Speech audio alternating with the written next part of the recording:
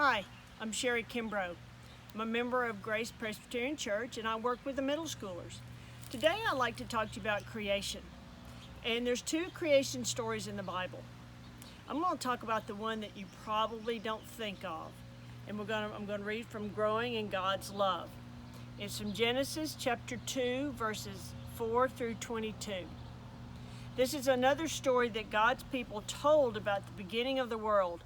In this story, they wanted to tell us why they were farmers. They wanted to tell us why being farmers kept them alive and why farmers kept everyone alive. Long ago, God made the very first person who ever lived. God took the best, richest, darkest, thickest soil from the ground. God shaped this soil into someone who looked like you and me. Then God breathed God's own breath into this person. The first person took the first breath ever. Then, in the same best, rich, darkest, thickest soil that God made the first person from, God planted a big farm.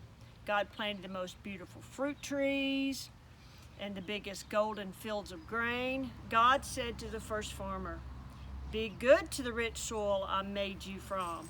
Farm it carefully. Grow the best fields and the orchids you can. All your food will come from them, and you will need food to stay alive." Pretty soon, God thought, wait, one farmer can't do all this work alone. So from the same best, richest, darkest, thickest soil, God made all the farm animals to help the farmer. He made the big oxen to carry the load, sheep and goats for wool and milk. God even made dogs and cats to keep the farmer company. God decided this was a good time to make all the wild animals too, so God did. Pretty soon God thought, wait, we need a family. Just one person with all these animals? That will never work. So God made another person, and then the world had two parents who could start a family and work their farm together. Long ago, all families were farmers who grew all the food they ate on their own farms. Today, most families aren't farmers, but here's the thing. All your food the family eats, farmers somewhere have grown for you. So let me show you what's in my garden today. Let's talk about the creation of beans. This is green bean seeds, and I planted them in the richest soil that I have in the garden. And you can see here from this plant, see how they're growing up? See this beautiful purple flower bloom? Now the bees work very hard and they fertilize this pod.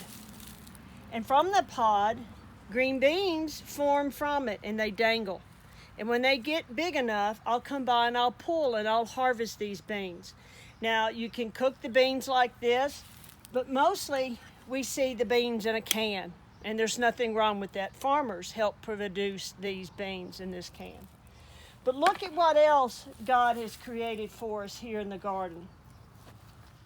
Over here you can see the big bush.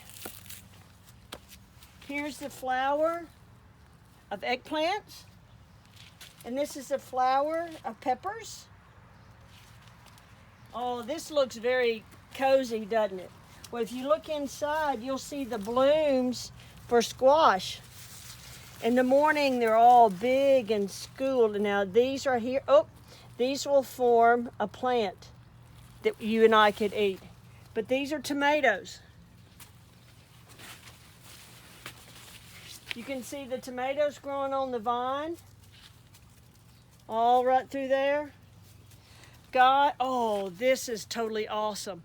If you like pickles, this is what dill looks like. And this is what is the ingredient that you make from pickles, dill pickles. But this is the creation. God is ever working in creation. Now bow your heads and we'll say a prayer. Thank you, God, for creation. Thank you, God, for the farmers. Thank you, God, for animals and insects that help plants grow. Thank you, God, for everything. Amen.